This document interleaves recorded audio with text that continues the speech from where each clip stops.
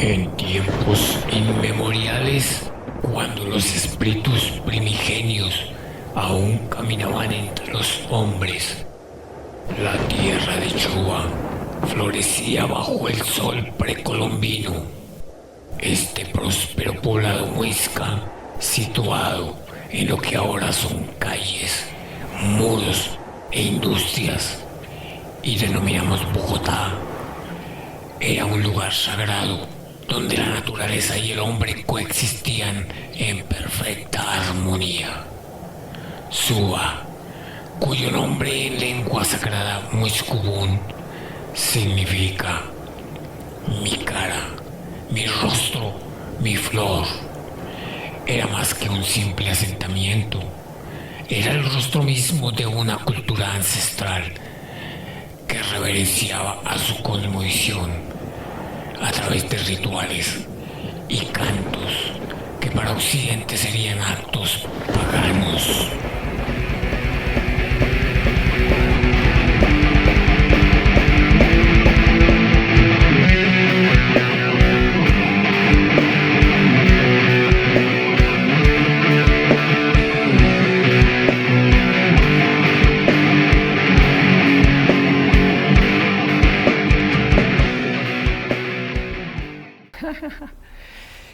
Bueno, yo vengo de localidad Suba, barrio Spring. Tengo dos hijos hermosos y llegué, digamos que como a este mundo del metal más o menos a los 14, 15 años. Y de ahí para acá pues ha sido un hábito, un vicio. Mis hijos, mi hijo, el mayor sobre todo, me entiende y la menor es un poquito loca, pero pues igual con todo el voltaje como si fuera metalera. Bueno, realmente yo comencé muy pequeña a escuchar música en inglés. En esa época, pues no, las emisoras no decían quién era la banda, quién era el vocal, no daban ninguna información, sino simplemente pasaban la música. Resulté escuchando Boney M, ABBA, supongo yo que como muchos de mi época. Y luego pasé a una emisora que estaba en AM que se llamaba Punto 5, del hijo de Jorge Barón. Ahí escuché Kraken por primera vez, escuché Iron Maiden. Tenía, no sé, más o menos unos 13 o 14 años cuando tuve ya así mi primer encuentro con el metal, que ya no era tan rockcito o popcito, sino ya era metal. Luego empecé a escuchar en FM, en 88.9, un programa especializado del metal que se llamaba Metal Sin Fronteras, que si mal no me acuerdo era Lucho Barrera el que hablaba y daba una bienvenida con una voz gutural, oscura, súper profunda, y era algo que a mí me erizaba la piel. La cortinilla era Isis High de Iron Maiden, pero como te digo, no se sabía quién era. Y luego en uno de los comerciales que habían en alguna de las emisoras que ya tipo 1 o 2 de la mañana colocaban metal, pues que eran muy pocas, hablaron de un bar que se llamaba Audi Costello. Pues resulté yendo a Audi Costello con unos amigos del barrio que nada que ver con el metal, pero pues eran muy chimbas, eran mis parceros. Pero no era, digamos, como lo que yo había escuchado ya en la emisora, como lo que ya podía tener algo de conocimiento del metal. Y de ahí pasamos a Iron Speed. Bueno, mis amigos se marcharon, pero como dice la canción, llegaron muchos más en ese bar, y entonces ya era Iron Speed. 15, 16 años escuchando ya lo que era metal, sin saberlo. Metallica, Slayer, obviamente también pues Judas Priest, muchas corrientes que te invadían la cabeza, pero el disc jockey era como un dios, el disc jockey era intocable. Alexander, el man tenía, o sea, él tocaba, aquí estaba todo el tema del bar, y subiendo estaba el disc jockey, y el disc jockey te miraba desde arriba porque había un hueco ahí, y él te miraba desde arriba como si fuera un dios, y tú no podías subir a preguntarle qué tema es, qué banda es, a menos que el dueño Nelson te autorizara. O sea, era una mística, era una cosa súper especial. Y ya después, cuando ya entrando en confianza en el bar, ya tú podías hablar con el disc jockey, ya él te decía, mira este trabajo, lo mandé a traer de Alemania, mira esto se llama Destruction, ya tú sabías qué era, pero no sabías qué era la banda. Y de ahí pasé a un bar, ponle tú más o menos a los 17, 18, un bar de punk que se llamaba TNT, más conocido como La Bastarda. El dueño era un profesor de un colegio que quedaba por ahí por la 67 abajo de la Caracas. Ahí fue o sea, ahí me sumergí en el punk, fue muy chimba, fue también muy bacano, pero pues era, o sea, si los metaleros más las mujeres estábamos relegadas, nos decían lesbianas, satánicas, marihuaneras, ahora imagínate punk. Yo no podía caminar tranquila de la autopista a mi casa cuando llegaba de la universidad porque me la montaban, me decían una cantidad de cosas, me ofendían. Entonces, digamos que fue más como por presión social, que yo dije, no, pues realmente prefiero ser metalera. Me la montan, pero me la montan menos. Y retorné a lo que era ya el metal como tal. Del año que te cuento de Iron Speed, eso fue más o menos en el 85, 86. Y eso quedaba en la 46 abajo de la Caracas. Ponle tú unas 4 cuadras abajo de la Caracas, muy cerca de una iglesia, que la iglesia hizo hasta lo imposible por cerrar el bar. Nos perseguían, nos pegaba, la policía nos pegaba, y ahí sí que de pronto en este momento lo siguen haciendo, pero hay un poco más de ejercer los derechos. En esa época no, en esa época a mí me echaron la motocicleta muchas veces por encima de los pies, a mis amigos, a todo el mundo. Y la bastarda TNT, esa quedaba en la 67, 68, más o menos 3 cuadras abajo de la Caracas. Bueno, tal cual como lo han dicho anteriormente, ¿de qué manera lo traje yo? Porque no había un sitio, no había dónde escucharlo. Era sentarse de pronto en un parque, era de pronto ir a un sitio y decir que me puedes colocar tal tema, pongo por ejemplo Casa Rosada, que ha existido toda la vida, pero entonces no era un bar, no, tú ibas y tenías que también escuchar lo que los demás iban a escuchar, entonces pues no era realmente lo mío. También hay una cosa que pesó mucho, digamos como para esperar unos años de tener el bar, porque siempre fue una idea, yo desde Sardina siempre fue mi idea, pues que nacieron mis hijos y había que estar pendiente de ellos, estaban muy chiquititos. Ya cuando crecieron, ponle tú que mi hijo tenía más o menos unos 7 y mi hija más o menos unos 4, ya yo hablé con el que era mi pareja en ese momento, con Miguel Ángel Suárez, el famosísimo costeño, y vamos a hacerlo, y listo, hagámosle de una. Ahí fue cuando empezamos a buscar local, engañamos a mi mamá para que nos sirviera de fiadora, mi papá nunca se enteró, o sea, fue un voltaje bastante bravo.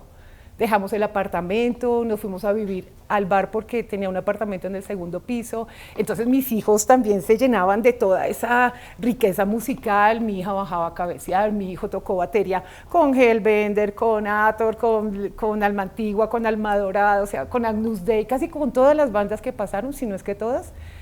Y digamos que fue algo con lo que yo me sentí súper realizada porque era ya encontrarnos, ya había un sitio, ¿sí? No era veámonos en una esquina o miremos a ver quién presta el apartamento, porque si se puede y si no se puede porque los vecinos lo echan. Entonces ya era un sitio donde conocí tanta gente de la escena de Suba, donde tanta gente me conoció y todavía somos amigos, todavía nos hablamos y seguimos siendo reparceros y a mí eso me llena de orgullo y la verdad, con Miguel Ángel nunca pensamos, o sea, nunca nos dimos cuenta de lo que estábamos haciendo, pero lo hicimos y esa es la Marcela metalera, la que no se da por vencida, la que no se rinde. A ver, te cuento, eso fue con las uñas. Ya nos habían arrendado el local, todo el cuento, conocimos al vecino que era el dueño de Aguapanelas, un bar muy grande que quedaba al lado. No teníamos mesas, no teníamos sillas, no teníamos ni siquiera cerveza. Nosotros abrimos con la mera música y pues volanteando y mira, este sitio, allá vas a poder ir, bla, bueno. Y esa primera noche fue, con los primeros que llegaron, les cobramos un covercito. Con ese covercito tenían derecho a la cerveza. Es decir, parce, usted adelánteme 2.000 pesos y yo le traigo la cerveza allá. Entonces era, vaya abajo al Surtimax, compre y vuelva y suba. Vaya y vuelva y suba. Y se sentaban en el piso, había como una especie de tarimita, no sé, como de este tamaño. Los punqueros se sentaron ahí fresquísimos, tranquilísimos, con metaleros. O sea, fue una magia tan impresionante, fue algo que la verdad yo lo recuerdo y me emociono. Esa noche muchos nervios. Y ya pues el que era mi pareja, Miguel Ángel, pasó a hablar con el dueño de Tapetusa y le dijo, parce, no mire lo que está pasando, no tenemos mesa, no tenemos sillas. Y el hombre sacó 3 mesas y como 6 sillas y nos las prestó. Y ahí arrancó Crash. Ya era con lo que llegaba, con mi sueldo, con el de Miguel Ángel, comprando mesas, ya podíamos comprar el trago. Yo puse la grabadora de mi casa, puse el equipo de sonido con tornamesa de mi casa, y el DVD también, o sea, fue desbaratar media casa para llevarla para armar el bar. Era de gran concentración porque cero computador, o sea, todo era vinilos, era cassettes, era videocassette, o sea, era una magia re brava y era llegar, cuando yo coloqué la música era llegar, ponle tú 2 horas antes, más o menos ya yo sé lo que la gente pide, porque pues ya Crash, como te digo, empezó a tener casi que la misma clientela, entonces pues eran los Ator, era, bueno, un grupo muy especial, Tommy, Miguel Ángel, un grupo muy bonito. Y, espera, un segundito. Entonces ya yo podía llegar y alistar lo que mis amigos querían escuchar, de pronto llegaba Población Flotante, no era mucha, pero ya digamos que en varias localidades se había escuchado de la escena metalera de Suba y se había escuchado de Crash. Entonces era tener los cassettes listos, o si no, pues con audífono, cuadrar de rapidez, dejar cuadrado el video mientras cuadraba el video, entonces medir la aguja para que cayera sobre la pasta y la dejaba arriba, cosa de que cuando vinieran y me pidieran tal, no era sino bajar la aguja, quitar video, o sea, una magia impresionante. Y saque CD, oye, me paso a metalteo porque pues el inglés digamos que no todo el mundo lo maneja. Entonces había un dicho que era, colóqueme Winnie Way de Guacho Way. Entonces, tararéamela. O sea, era complicado, pero aún así procuramos que todo el mundo se sintiera bien. Yo tengo los CDs, si te soy honesta, de farra me han robado mucho. Me han robado muchos vinilos, confié en algunas personas en las que no debía confiar y bueno, se perdió la música. Pero yo tengo algunos vinilos todavía, tengo los CDs, los videocassettes sí se los regalé a 1 o 2 parceros porque cuando terminó Crash, la verdad, yo dije, no quiero saber, qué frustré, no quiero saber de nada. Y lo único que guardé fueron los CDs. Tengo la fortuna de tener algunos amigos que en esa época era súper complicado, o sea, Amazon era, pues, no se podía, o sea, para que alguien pudiera comprar en Amazon era muy complicado, era inaccesible. Entonces, tengo 2, 3 amigos que trabajaban comprando en Amazon y trayendo. Entonces, por favor, cómprame Ethereum, por favor, cómprame Destruction. Se demoraba en llegar, a veces ni llegaban. Pero entonces ellos me hacían el cruce y también haciendo cambalache. O sea, el cambalache fue básico, que mirar, quiero el keeper, entonces yo te lo cambio por tal pasta o por tal video.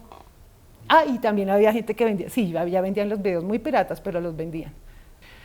Bueno, en esa época, muy duro, muy duro, comenzando por mis papás. O sea, un estigma muy fuerte. Fue duro, fue muy duro, pero hay algo que es real, que a mí lo que me ayudó a sobrevivir fue la música, te lo juro. Si no hubiera sido por eso, no estaría aquí, no tendría mis hijos, no sé, ya me hubiera borrado el planeta hace rato, porque ellos fueron muy duros, muy duros. Cuando yo te digo que cuando yo metalera como tal, me identificaba como metalera, mi papá era el primero en señalarme, lesbiana. Si salía con una vieja era lesbiana y si salía con un man era... Entonces fue muy complicado. Los vecinos me decían marimacho, me decían arepera, y si tenía novio, pues entonces ya era la tales, ¿no? Entonces, o sea, no, fue súper difícil, súper difícil. A ver, te cuento, en Iron Speed había un grupo de mujeres que eran muy chimba, en esa época eran muy chimba, pero eran muy tropeleras, eran súper tropeleras, entonces o estabas con ella o contra ellas, era así de sencillo. Sin embargo, creo que tuve la fortuna de poder como hacerme a un ladito de ese ambiente como tan agresivo, pero es que también les tocaba, es que ser mujer metalera, no sé, los hombres tenían un concepto muy diferente a lo que piensan ahora de una mujer. Ahora las admiran, ahora nos admiran, ¿sí? Y me parece chimba, y ella es blaquera, y ella es trachera, y bueno, una cantidad de cosas. En esa época, no, los hombres iban a lo que iban, y si tú salías con novio del bar, de una vez era que te ibas para residencia, o sea, muy duro. Y te probaban todo el tiempo. ¿Y cuál es tu banda favorita? ¿Y cuál es el tema que te gusta? ¿Y tú de dónde vienes? ¿Tú vives en el norte? No nos sirves. ¿De Kennedy? Sí. O sea, fue muy complicado. Y ahora, no, ahora yo lo veo, pues, gracias a la tecnología, pues es más asequible. Las mujeres, ya si nos gusta algo, si llama la atención, simplemente podemos buscar en internet, lo cual, vuelvo y digo, era mágico antes cuando era el voz a voz, cuando tú mirabas el librillo del CD, cuando cogías el vinilo y leías y te dabas cuenta de todo, o sea, que intervenía una banda, que esta otra banda puso el guitarro, bueno, era una cosa muy bonita, que ahora no existe, pero pues bueno, por lo menos hay más, o sea, la gente puede conocer un poquito más acerca del metal y darse cuenta que no todo es satanismo, agresividad, drogas o cosas mal hechas. La construcción de los conciertos empieza por un disc jockey que fue el primero que tuvo Crash, que se llama Juan Carlos Higuera, importantísimo también en la escena del metal en Suba. Él conocía las bandas en Suba y por él fue que dijo, ¿por qué no en este espacio podemos hacer algo con bandas? Vamos a impulsar bandas. Era súper complicado en ese momento. No sé si existía algún bar que dejara tocar bandas, creo que no, estoy casi segura que no. Entonces, abrir ese espacio y ver cómo la gente respondía, porque en esa época sí respondían, o sea, cada banda tenía como su grupo de fans y los acompañaban hasta el final del toque, hasta el final se quedaban. Entonces, al ver todo eso, al ver cómo se apasionaban los muchachos con las bandas, dijimos, no, convoquemos, hagamos más, hagamos más. Se les pagaba con 2 o 3 polas, a veces era, ¿no? Nosotros les pagamos el taxi, o cuando se vayan a ir pues frescos, pueden parchar acá hasta que pase transporte urbano, o sea, había mucho cambalache porque, como te decía, Crash empezó con las uñas, entonces no había mucho recurso económico. El primer concierto fue Hathor, fue el primer concierto que hubo, memorable,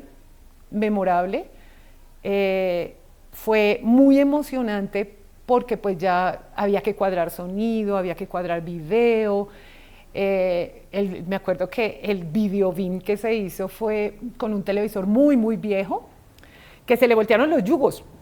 Ni idea, pero yo me acuerdo que el que nos hizo ese cruce dijo, eso es voltearle los yugos y proyectar y sale. La gente quedó pero aterrada porque pues en esa época no era una novedad total, y salir a la parte de atrás, que es donde se podían cuadrar los toques, y ver la pantallota, y ver ahí pues la batería, la guitarra, el bajo, o sea, lo que fuera, o sea, era muy emocionante. O sea, me queda todavía la energía, me queda el entendimiento hacia mis hijos, porque yo sé que eso me lo dio la música. A mis hijos les da entendimiento conmigo, porque pues, como dice mi hija, no soy una mamá normal, pues tampoco estoy loca, pero pues yo sé que tampoco soy normal, porque no es que sea normal, sino simplemente es algo diferente, es algo que te distingue, es algo que por donde tú caminas la gente se queda viéndote, donde tú llegas te quieren conocer, donde tú eres abierto para hablar con todo el mundo, donde tú haces lo que te gusta, tú vas a un bar y tú no vas a sentarte a tomarte un tinto, tú puede que arranques con eso, pero tú vas por una cerveza, y si se viene un Jack Daniels, y si es de cabecear y pararte y pedir música y acordarte tal tema de tal época, eso para mí, eso es vida.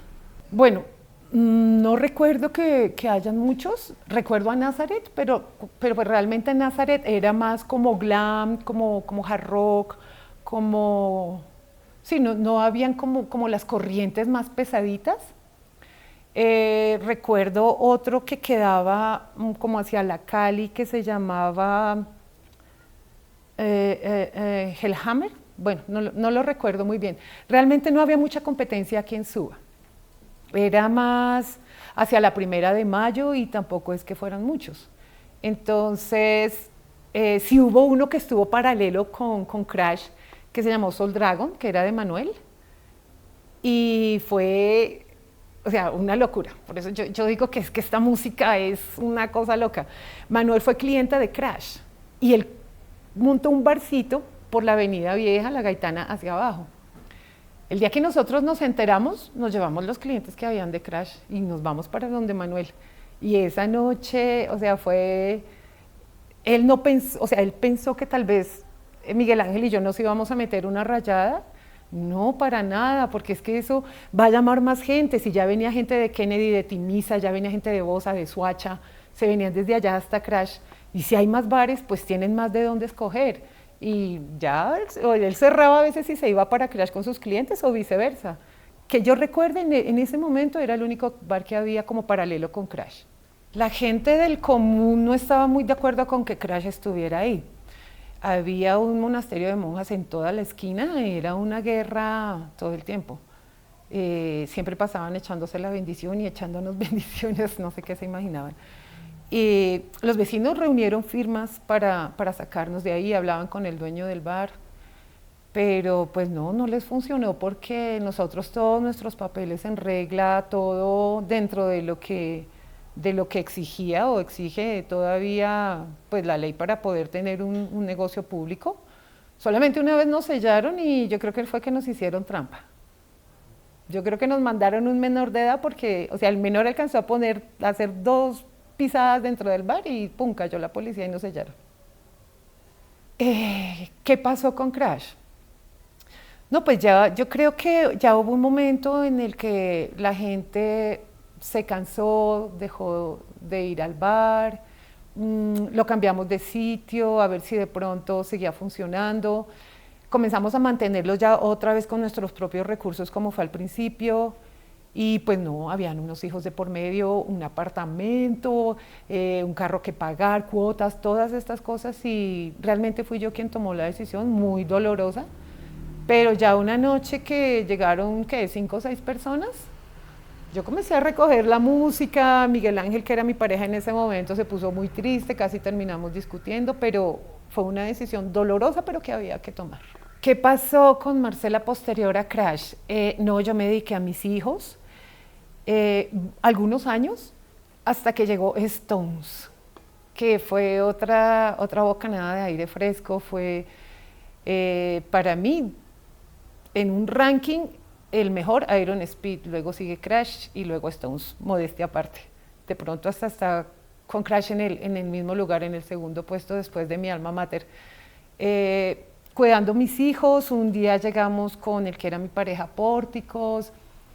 Miento, empezamos a seguir un grupo de mechudos. O sea, nosotros fuimos a tomarnos una cerveza cuando vimos un grupo de metaleros. Pues persigámoslo a ver para dónde van. Y allá llegamos y estaban los amigos, estaba gente de Crash, había gente nueva, o sea, fue converger de nuevo en lo que era el hábito, el vicio que yo no puedo dejar, aunque pues mal dicho vicio, pero es un hábito muy chimba, que es lo que a mí me da vida y eso es lo que me impulsa a mí a seguir trabajando, a seguir en lo mío. Me doy cuenta que no es una moda, no es de edad, es una forma de vivir, eres tú y sabes que te hace tan diferente a los demás que yo me seguí identificando y cada vez más y a medida que iban creciendo mis hijos y yo veía cómo cada uno iba teniendo su personalidad, sus gustos, yo fui reafirmando la mía, metalera y así voy a morir. Eso es lo que ha pasado con Marcela. ¿Qué te cuento de ese tipo de eventos en espacio abierto? Nosotros hemos podido asistir a algunos, por ejemplo, Súbase al Metal es infaltable. Esas clausuras son de lo mejor. Mi hijo ha estado también en algunos eventos, él tocó de hecho, creo que quedó como con el puesto 9 o 10, algo así, pues frente a todas las bandas que se presentaron a Súbase al Metal. A mí me gusta mucho ese tipo de eventos, pero desafortunadamente a veces no cuento con el tiempo para poder asistir. Pero digamos que ya cuando hay un compromiso, cuando con los organizadores o con los amigos dicen, vamos, pero mira que es que vamos, listo, hay que ir y hemos asistido. A mí me gustan mucho, sobre todo porque convocan las bandas de aquella época, que aún puede que estén unidas, sí, por ejemplo, Sobibor, o sea, ir a ver a Sobibor es una locura, o sea, es el metal al extremo, es el metal que como debe sonar, con ese sonidito antiguo, no con tanta virtualidad, tanto virtuosismo, sino más bien ese thrash así agresivo, o sea, a mí me gustan mucho los eventos. Hace poco estuve en uno donde estuvo Legacía, donde estuvo, bueno, 2 bandas más, y fue, o sea, fue algo muy especial, volver a reunir esas bandas de aquella época. Bueno, yo no digo que haya una regla, ¿no? Porque conozco muchas metaleras que no, o sea, no, de pronto no, por su trabajo no se los permite, o bueno, no sé, su nivel social o sus responsabilidades, pero yo creo que la indumentaria de la metalera, cuando sale de rumba, que es, digamos, lo que le pasa a cualquiera, no sé, un vallenatero me imagino que se pondrá una camisa guayabera y su sombrero, no sé. Yo digo que el metalero vestirse de negro. No importa si es una falda, no importa si es un pantalón, no importa, o sea, el negro es básico, de ahí en adelante puede combinarlo con lo que quiera. Pero jean apretado, bueno, camisetas de bandas también, pero puede ser una camiseta negra. O sea, el negro es básico, es básico. La relación con mi hijo, Miguel Ángel Suárez. Él empezó, nosotros, hablo de Miguel Ángel y yo, mi expareja, le compramos una batería cuando tenía 4 años, la desbarató tocando Marduco. O sea, nosotros estábamos con unos amigos en la sala y el nene por allá lo escuchábamos cuando tenía Walkman. Yo le regalé un Walkman y estaba escuchando un cassette de Marduco. Entonces yo dije, mi hijo va a ser metalero. Mi hijo va a ser, no sé, trachero o blaquero. En algún punto, bueno, y siempre entendiéndonos muy bien, afortunadamente siempre he tenido una buena, súper buena relación con mi hijo. Hablamos de todo, podemos tocar cualquier tema sin ofendernos, sin burlarnos el uno del otro, sin decir, pero tú por qué. No, o sea, nosotros tenemos una relación muy chimba. De un momento a otro, él empezó a escuchar punk. Yo nunca le dije que no. Yo, bueno, papi, está bien, yo lo acompañaba a comprar música, él quería averiguar, tenía el novio de una prima era punk y entonces tenían una conversación muy fluida y él le contaba mucho de música. Él empezó solito a alimentarse muy parecido a lo que me tocó a mí, porque pues tampoco el acceso era tan fácil como lo hay hoy en día. Y mi hijo fue creciendo, fue reafirmándose y es punk hasta la médula de los huesos. Tanto que él en este momento tiene un bar y él hace lo que hacía Crash en ese momento y es, parce, tiene banda, venga, toca. O sea, bandas las que quieran se dan a conocer, han nacido unas bandas tan bonitas en ese bar de mi hijo, otras se han reafirmado, otras pues de pronto no han aguantado el voltaje y se han separado, pero esa oportunidad que tiene mi hijo de darle al punk, porque digamos que el metal podría decirse que ya casi tiene un lugar en la sociedad, el punk no, y es darle esa oportunidad a estos muchachos que se den cuenta que no es solamente drogas, que no es solamente gente podrida, sino también hay gente de familia, hay muchachos que se han tenido que independizar y vivir solitos y guerreándosela, como hay otros que tienen que estar por la calle porque sus papás no los apoyan. Mi hijo o sea, todo el mundo lo adora, no conozco una persona a la que le caiga mal mi hijo y él sigue con esa bandera del punk y igual que como con Crash hasta donde nos llegue, vamos a seguir con el bar. El mensaje que yo le puedo dar a los muchachos ahora, metaleros, punkeros, bueno, de cualquier corriente musical que la gente normalmente no acepte, es que tienen que seguir, o sea, su senda es esa es su esencia. No pueden cambiar lo que les gusta por una exigencia y no es que diga que estén en contra de los papás, ahí más bien mi mensaje sería para papás y mamás, entiendan a sus hijos. O sea, tienen que apoyarlos. Estos muchachos, estamos en un tiempo que es demasiado convulsionado, es tan confuso para los muchachos, es tan angustiante que no tienen oportunidades, que si su papá y su mamá o su abuelita, no sé, su entorno familiar no los apoyan, se van a perder, son muchachos que se van a perder, no van a poder seguir el camino correcto que es el de que uno le debe dar a sus hijos, a su descendencia. Y a los muchachos que busquen apoyo, que intenten convencer, bueno, más que convencer, conversar con sus papás y decirles, es lo que a mí me gusta, es lo que yo siento, si tú te vas conmigo a un bar y te das cuenta de cómo es la vuelta, estoy seguro que me vas a apoyar o segura que me vas a apoyar, ¿no? O sea, para mí es básica la familia, es básica. ¿Sabes qué? Es manejar un voltaje tan bravo que está reprimido de lunes a viernes cuando tú trabajas, pero esa misma energía que tienes tan reprimida te da para yo puedo y llega el martes, yo puedo y llega el miércoles y así va pasando y yo trabajo y yo hago lo que tengo que hacer, yo cumplo con lo que me toca para que cuando llegue el viernes en la noche o el sábado yo esté súper energética y salir porque me lo gané, porque yo me gano ir a un bar, porque no soy un vago, no soy una vaga, tengo que hacer mis cosas, ese es mi motor, ese es mi impulso, sí, el estar también con mi hijo, también con mi hija. La esencia es lucharla, porque no nos toca fácil. O sea, a las bandas sé que tampoco les toca fácil. Puede que ya las que han logrado conseguir un renombre, las que han logrado conseguir ya un espacio dentro de la escena ya mundial metalera, y aún así, yo creo que tampoco es que sea tan fácil. Ahí es que seguir, ahí es que lucharla hasta el fin, no darse por vencidos, porque esa es la esencia del metalero. La función que tuvo Miguel Ángel Suárez fue básica, fue imprescindible, porque si en un principio yo no hubiera tenido el apoyo de él, creo que me hubiera quedado muy berraco. Hablando económicamente y obviamente pues también de manera sentimental, de manera social, o sea, él era el relacionista público de Crash. Como buen costeño, que a muchos les parecía sorprendente ver un costeño en un bar de metal, ahora ya es un poquito más normal, pero en aquella época, pero él era el que hablaba con todo el mundo, él era el que, bienvenido, armó una frase que dice, bueno muchachos, qué berraquera que hayan venido, cuando ya era hora de cerrar y la gente no se quería ir. Entonces, esa frasecita es muy, muy diciente para lo que fue Crash.